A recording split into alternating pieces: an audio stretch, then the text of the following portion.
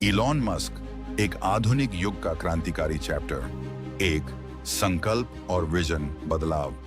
सपनों को हकीकत में बदलने की ताकत रखने वाला यह शख्स आज दुनिया के लिए प्रेरणा का एक विशाल स्तंभ बन चुका है।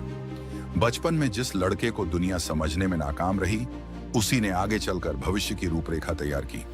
यह यात्रा मात्र एक व्यक्ति की नहीं है, बल्कि उस अदम्य इच्छा शक्ति की है जिसने नामुमकिन को मुमकिन में बदल दिया।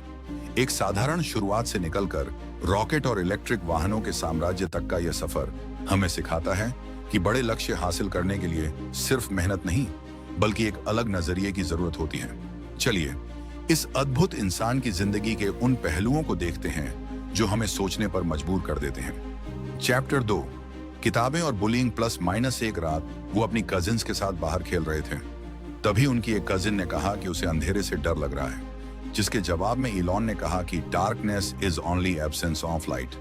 इलॉन हमेशा लोगों को इसी तरह के लॉजिकल और फैक्चुअल तरीकों से जवाब देते थे, जिस कारण दूसरे बच्चे उन्हें पसंद नहीं करते थे। इनफैक्ट उन्हें स्कूल में बुरी तरह बुली किया जाता था। एक बार तो स्टूडेंट्स की एक गैंग ने उन्हें सीढ़ियों से नीचे फेंक दिया और फिर इतना पीटा कि उन्हें हॉस्पिटल में एडमिट करना पड़ा।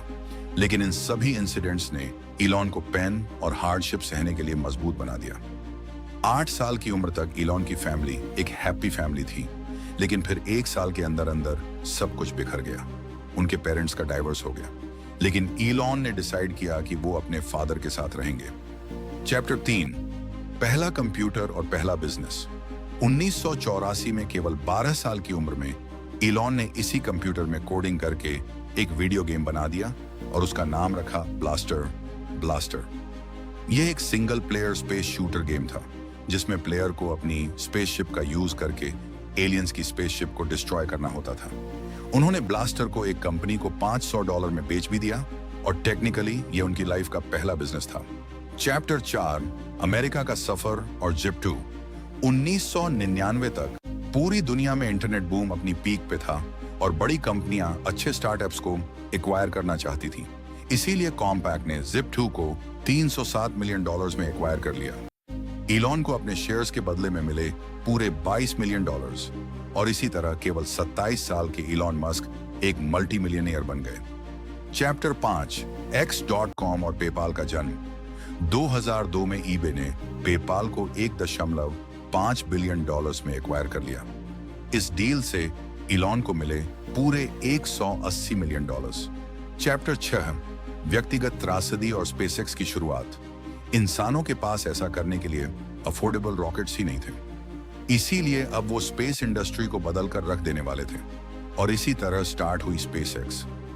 चैप्टर 7, स्पेसएक्स के शुरुआती झटके।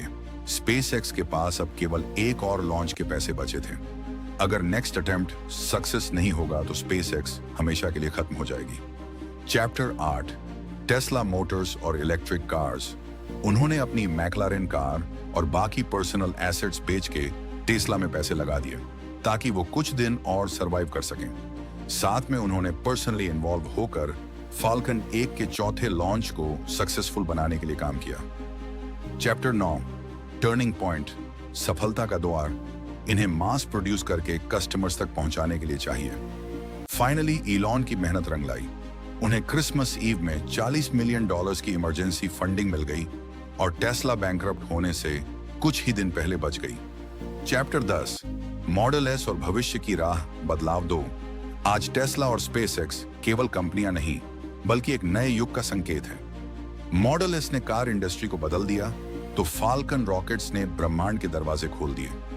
इलॉन मस्क का सफर इस बात का सबूत है कि विफलताएं अंत नहीं, बल्कि सफलता की सीढ़ियां होती हैं।